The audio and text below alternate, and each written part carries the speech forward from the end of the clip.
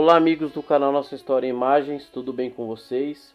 Espero que estejam todos bem. Hoje vamos conhecer a história do homem que virou lenda no Nordeste do país. Mesmo sendo um fora da lei, recebeu o título de capitão. Comandou legiões de homens pelo Nordeste. Por onde passava, sangue era derramado. Sua chegada causava um misto de admiração e medo. Era um fora da lei, mas para muita gente foi herói. Uma espécie de justiceiro. Quase 100 anos depois de sua morte, ainda causa muitas discussões, debates e até torcida pró e contra. Movimenta o folclore e o artesanato nordestino. Atrai turistas curiosos de saber onde ele nasceu, viveu e morreu. Conheceremos em detalhes a vida e morte de Virgulino Ferreira da Silva, o cangaceiro Lampião. Desde já peço que se inscrevam no canal, deem like nos vídeos e ativem o sininho de notificação. Isso nos ajudará a continuar produzindo conteúdo sobre a nossa história.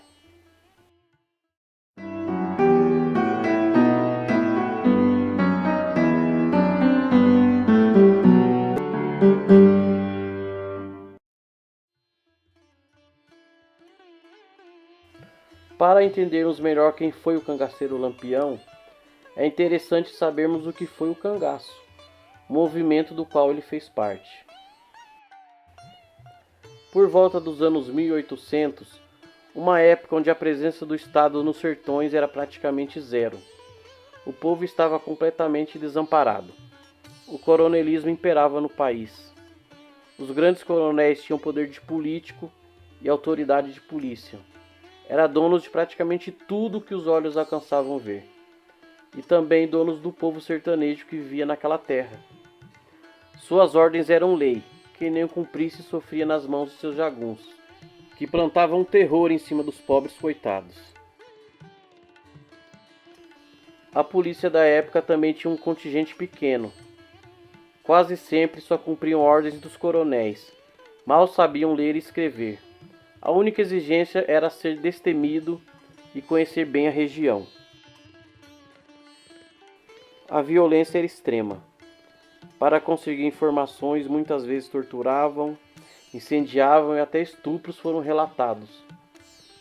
A corda sempre arrebentava para o lado mais fraco. E entre coronéis poderosos e uma polícia despreparada, e quase sempre parcial, estava o povo sertanejo sofrendo injustiças e abusos de um lado e de outro. Somado à pobreza extrema que assolava a região, esse povo comia o pão que o diabo amassou. Com tudo isso, homens se rebelaram contra as autoridades, segundo eles, por não suportarem mais as perseguições e a covardia contra eles e seus familiares, e partem para o mundo do crime. Formam grupos armados que a princípio eram motivados por vinganças pessoais, mas que logo começam a cometer todo tipo de crime. Entre eles realmente tinham pessoas boas, que se revoltaram com as injustiças que eles sofriam. Mas também tinham pessoas ruins, de sangue ruim, que só aproveitaram a oportunidade para entrar para o mundo do crime logo de vez, saqueando pequenas cidades, vilarejos, extorquiam comerciantes e cometiam assassinatos. Esses bandos eram bem organizados, e seus líderes logo viraram lenda pelo Nordeste.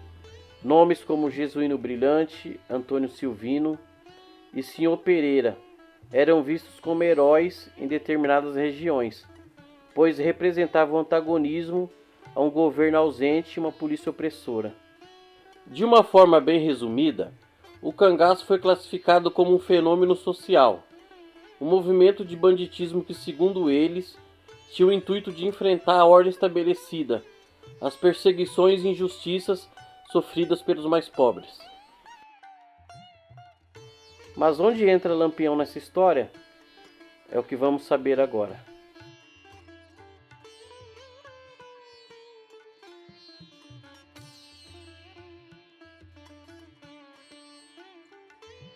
Filho de José Ferreira da Silva e Maria Lopes, Virgulino nasceu em 7 de julho de 1897 na cidade de Serra Talhada, estado de Pernambuco.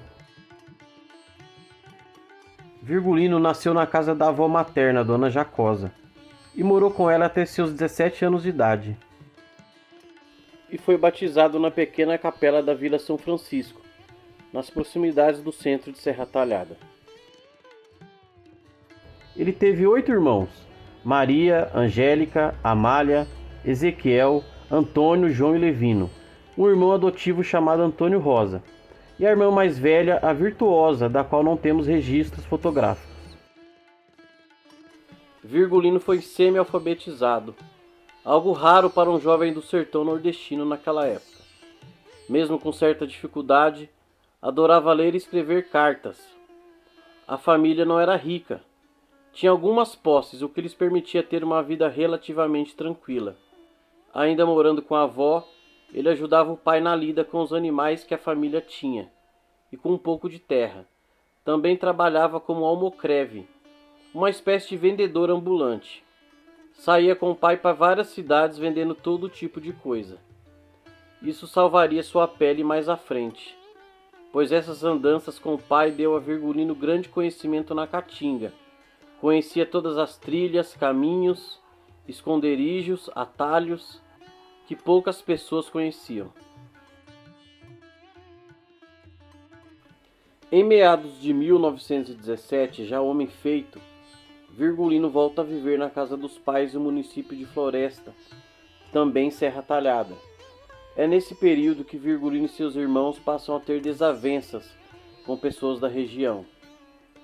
O velho José Ferreira, que era um homem pacato e de boa índole, sempre apaziguava a situação.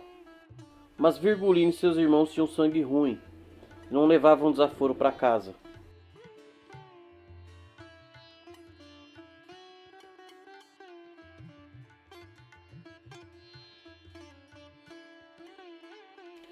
Em meio a essas desavenças, os irmãos Ferreira se desentendem com o homem que seria o estopim para a entrada de Virgulino Ferreira no cangaço. Eles entraram em atrito com o jovem fazendeiro José Saturnino. Saturnino, que até então era amigo da família. Sua mãe era madrinha de batismo de Virgulino. Mas fofocas e provocações colocaram fim na amizade entre eles. Saturnino era um jovem provocador. Sua família tinha muitas posses e eram influentes com políticos e com a polícia local. Acusações de roubo de animais, divisas de terras, provocações infantis foram inflamando o ódio entre as duas famílias. Em meio a tantas provocações e ameaças de todo tipo, Zé Saturnino usa de sua influência e a família de Virgulino passa a ser perseguida pelas autoridades, tendo que se mudar constantemente de casa. Virgulino também teve muita culpa nisso, pois era um jovem encrenqueiro. Com tantas mudanças, o pai de Virgulino foi perdendo aos poucos os animais e as terras que tinham.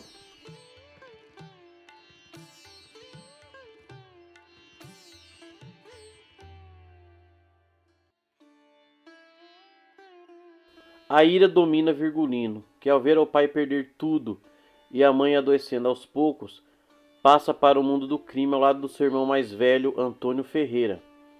Eles acabam tendo contato com o chefe cangaceiro Sr. Pereira, que atuava na região. Nesse momento passa a alternar atuações no crime e com o trabalho com o pai.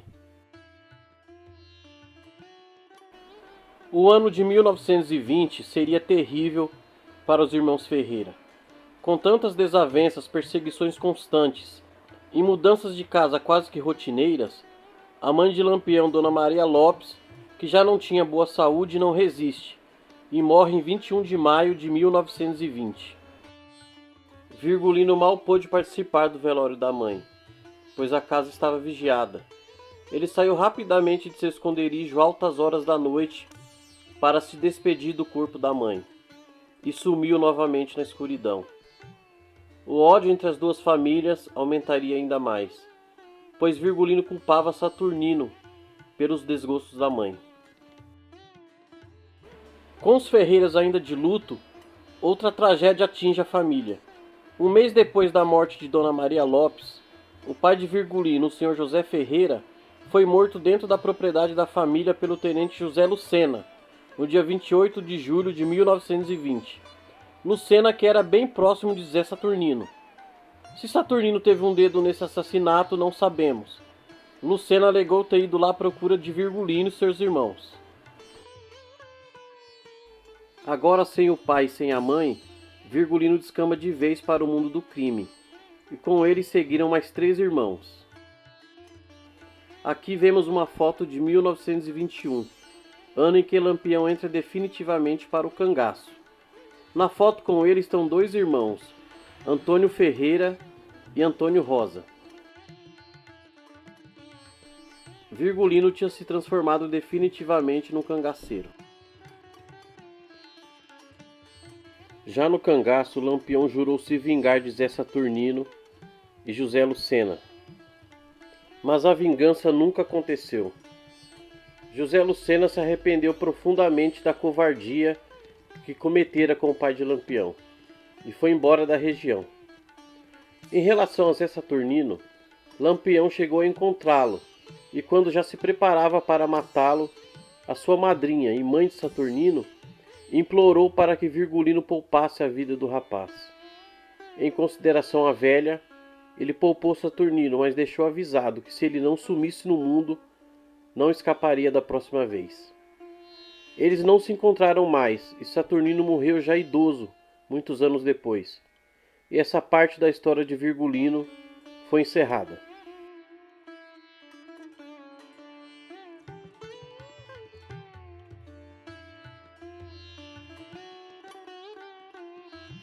E ainda em 1921, no bando de Sr. Pereira, Virgulino passa a ser chamado sob a alcunha de Lampião.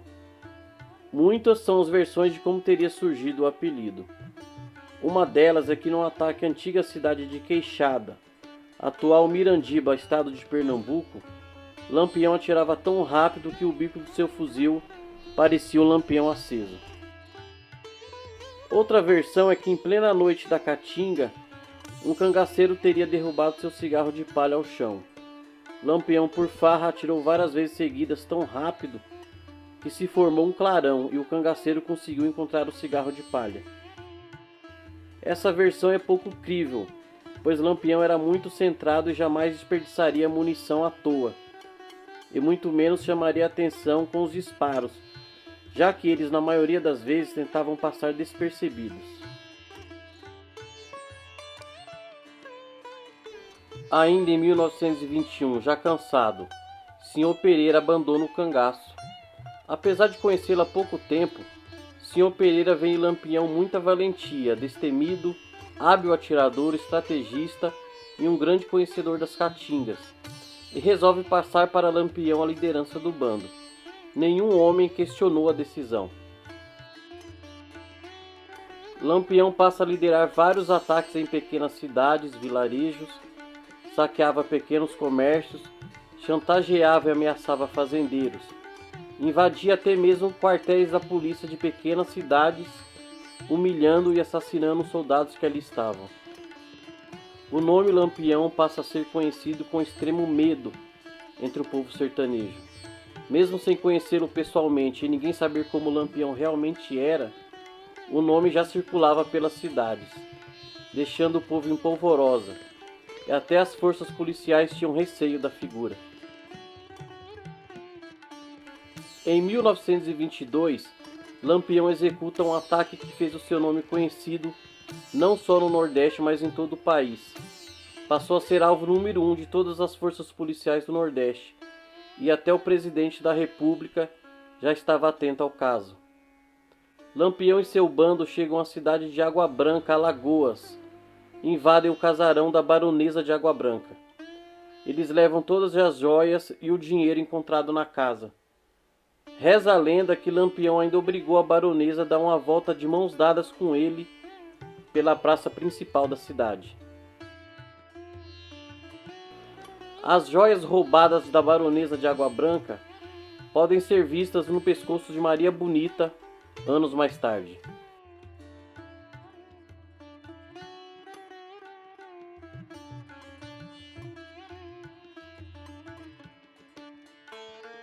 Lampião era um homem bem magro e alto, 1,79 de altura.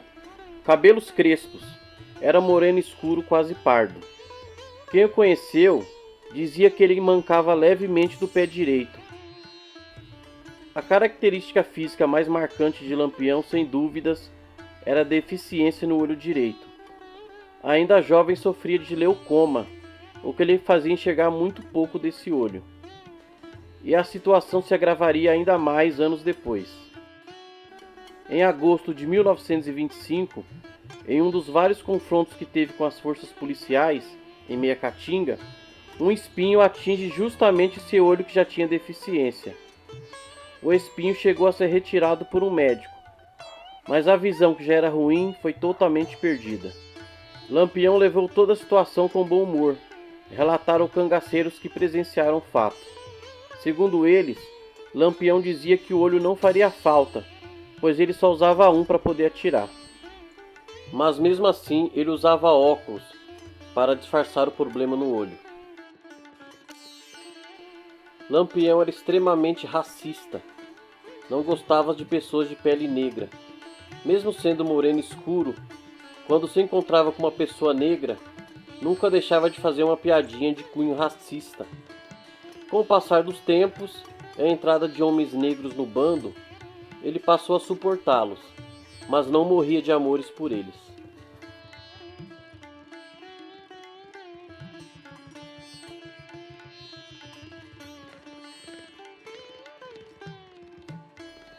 Por mais irônico que possa parecer, os cangaceiros em geral eram religiosos e devotos de santos. Com Lampião não era diferente. Ele carregava em seus bolsos santinhos com fotos de vários santos diferentes. Ele reunia o bando e rezava todas as manhãs. Lampião também era admirador de Padre Cícero e não cometia ataques na cidade de Juazeiro do Norte em respeito ao padre. Se ele e seu bando chegassem em uma casa e tivesse a foto do padre na parede, eles se retiravam do local sem usar de violência com seus moradores. Padre Cícero teve uma passagem curiosa na vida de Lampião também. Foi o Padre Cícero que escreveu uma carta de próprio punho, pedindo a Lampião que fosse a Juazeiro do Norte em março de 1926 para receber a patente de capitão e enfrentar a coluna Prestes. O ajudante pessoal de Padre Cícero era o imigrante libanês Benjamin Abraão, que anos mais tarde teve grande importância na história de Lampião. E sobre a patente de capitão de Lampião é uma história bem interessante, e vamos falar sobre ela num outro vídeo. Nessa ida a Juazeiro do Norte, Lampião aproveita e vai visitar as irmãs que estavam morando lá. Esse encontro foi registrado nessa foto, onde aparece toda a família. Lampião aparece sentado à direita.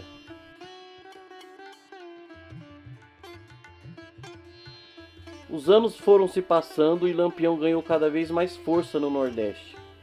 O seu bando cresceu assustadoramente.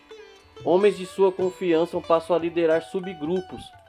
Aos poucos ele foi formando uma verdadeira rede de apoio por todo o Nordeste. Sertanejos comuns, coronéis e até mesmo policiais corruptos. Essas pessoas eram chamados de coiteiros. Eles ajudavam Lampião com dinheiro, informações, alimentação, lugar onde passar a noite e até mesmo munições.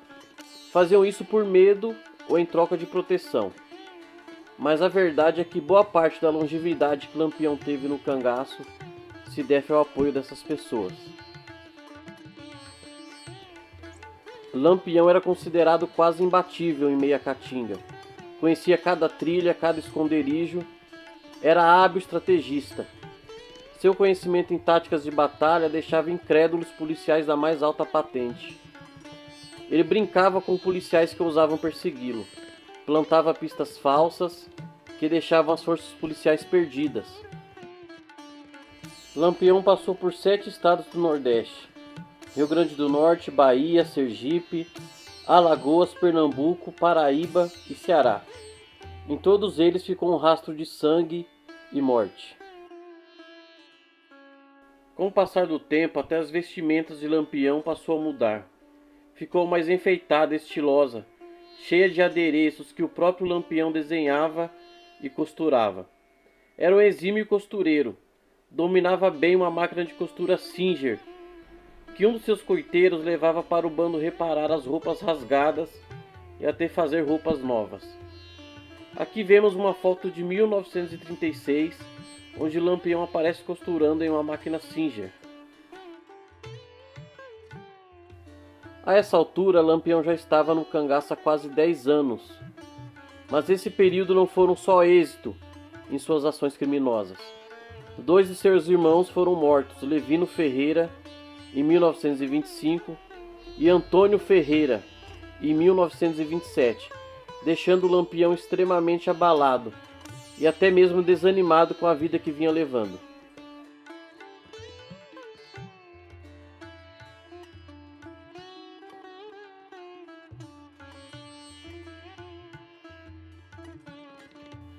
Mas a vida do bruto cangaceiro tomaria rumos inesperados. Em meados de 1929, em uma de suas andanças pelo sertão da Bahia, Lampião conhece a jovem Maria de Déa. Assim era conhecida Maria Bonita na região onde nasceu. Ela já era apaixonada pelo cangaceiro mesmo sem conhecê-lo. À época, Lampião já estampava as manchetes dos jornais. Para muita gente ele não era um criminoso, e sim um sinônimo de virilidade, cabra macho que enfrentava as injustiças e ajudava os mais pobres. As mocinhas sertanejas se assanhavam ao vê-lo nas fotos. E com Maria de Déa não foi diferente. Mesmo já casada, largou tudo e acompanhou o Lampião para o cangaço. E foi a primeira mulher a fazer parte do cangaço, já que o próprio Lampião não aceitava mulheres no bando, pois ele dizia que elas eram estorvo. Mas quando o coração fala mais alto, nem o mais bruto dos homens resiste.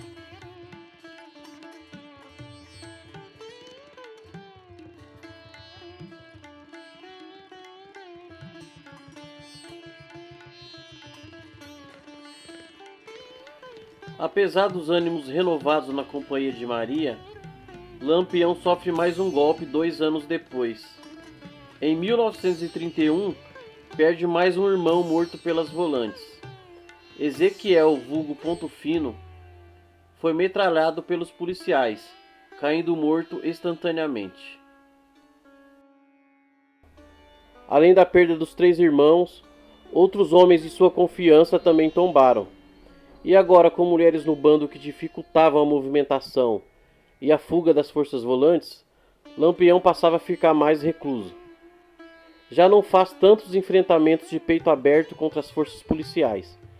As cidades estavam crescendo, cada vez mais populosas e consequentemente mais protegidas. Já não estava fácil conseguir munições. Passava grande parte do tempo em esconderijos, onde se sentia seguro, ou em fazendas de coronéis aliados. Algumas investidas que fazia encontrava grande resistência da população e da polícia.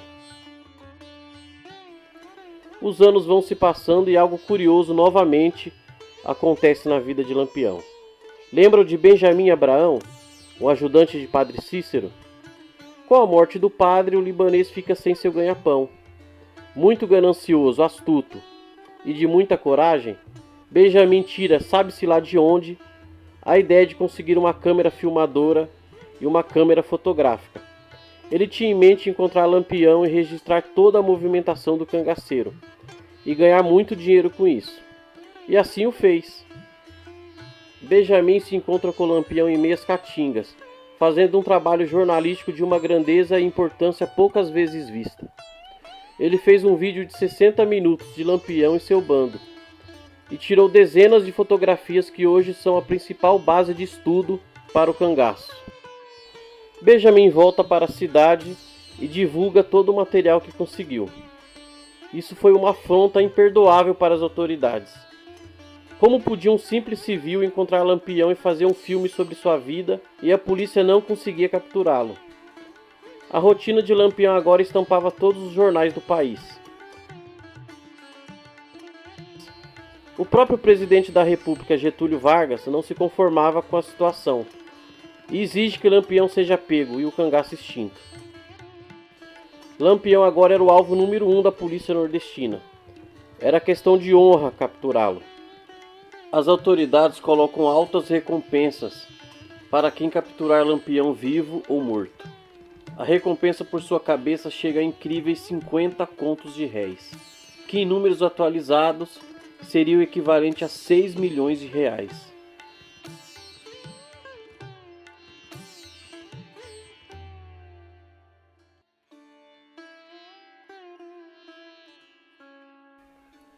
Ciente que o cerco estava se fechando e que os sertões nordestinos não eram mais lugar seguro para ele, Lampião começa a ter ideias para sair daquela situação. Ele passa a analisar a possibilidade de deixar o Nordeste e talvez migrar para outras regiões do país, mais precisamente o Sudeste. Seu alvo seria o estado de Minas Gerais. Lampião passa meses amadurecendo a ideia. Com a decisão praticamente tomada, ele convoca seus principais líderes para uma reunião, para falar sobre o assunto. Lampião não tinha em mente obrigar seus homens a segui-lo. Quem quisesse ficar, ele não iria se opor. Outra versão da história diz que Lampião teria convocado o bando de Corisco e Ângelo Roque para discutirem uma maneira de acabar com o tenente João Bezerra, que estava ganhando muito poder dentro da polícia e apertando o cerco aos cangaceiros. No linguajar de Lampião, João Bezerra estaria querendo passar de pato a ganso. Independente de qual versão seja verdadeira, a reunião foi marcada. O local escolhido para a reunião foi a Grota do Angico, um esconderijo localizado nas redondezas da cidade de Poço Redondo, estado do Sergipe. Era o esconderijo preferido de Lampião, onde ele já tinha ficado outras vezes, e ali aguardou a chegada dos outros. Mas a tal reunião nunca chegou a acontecer. Os próprios coiteiros que ajudavam Lampião passaram para as forças volantes a informação de que Lampião estaria acampado nas redondezas. Não sabiam o local exato, mas que a probabilidade maior é que estaria na tal Grota do Angico. E é aí que o tenente João Bezerra junta seu pessoal e outras forças volantes, chegando a 50 homens, e partem para a Grota do Angico ainda de madrugada. Quando o dia começava a clarear, a ponto de já conseguir enxergar uma pessoa a 20 metros de distância, eles cercam Angico e o local vira uma chuva de balas. Lampião, que tinha acabado de se levantar, não teve tempo nem de pegar seu fuzil. Recebeu um tiro mortal e caiu imóvel ao chão. E assim também aconteceu com sua companheira, Maria Bonita, e mais 9 cangaceiros. O mais célebre cangaceiro da história, que era conhecido por ser um grande estrategista e hábil atirador, morreu sem disparar uma única bala. A versão mais contada é que o autor do tiro fatal foi o soldado Sebastião Vieira Sandes, mas a verdade é que nunca saberemos, pois vários soldados chamaram para si a responsabilidade de ter matado o rei do cangaço. Todos queriam esse grande feito. Logo na sequência, Lampião teve sua cabeça decapitada pelos soldados. Sua cabeça e de outros cangaceiros foram colocadas em latas com querosene com cal dentro para conservá-las por mais tempo. Seu corpo foi deixado no local a céu aberto. Aqui vemos uma foto tirada 2 ou 3 dias depois do massacre de Angico. Ao fundo vemos algumas pessoas tapando o nariz com um lenço, devido ao forte cheiro de decomposição que já estava no local. No chão, um corpo que se acredita ser do cangaceiro Quinta-feira.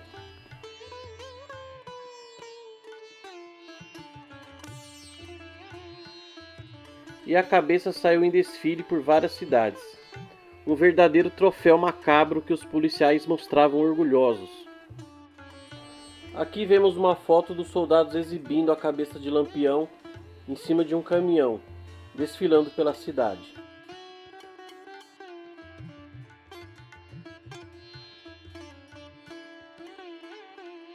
Multidões se formavam para ver a cabeça de Lampião. Médicos, usando técnicas bizarras e antiquadas, analisavam sua cabeça, tentando encontrar algo que explicasse a sua ida para o banditismo.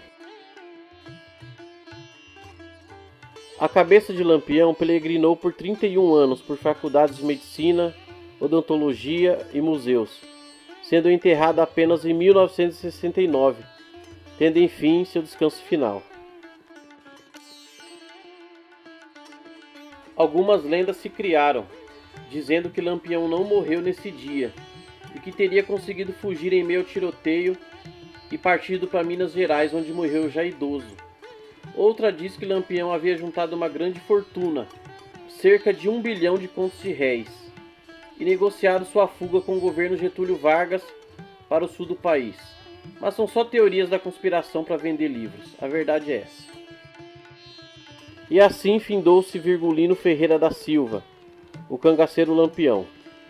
Ao amanhecer do dia 28 de julho de 1938, terminou o reinado de crimes, terror e medo causados pelo cangaceiro e seu bando.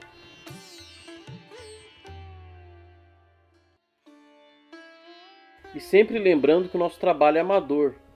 Para as pessoas que simpatizarem com o nosso trabalho e quiserem ajudar o canal, segue a nossa chave Pix. Será importante para fazermos um trabalho mais profissional e eficiente.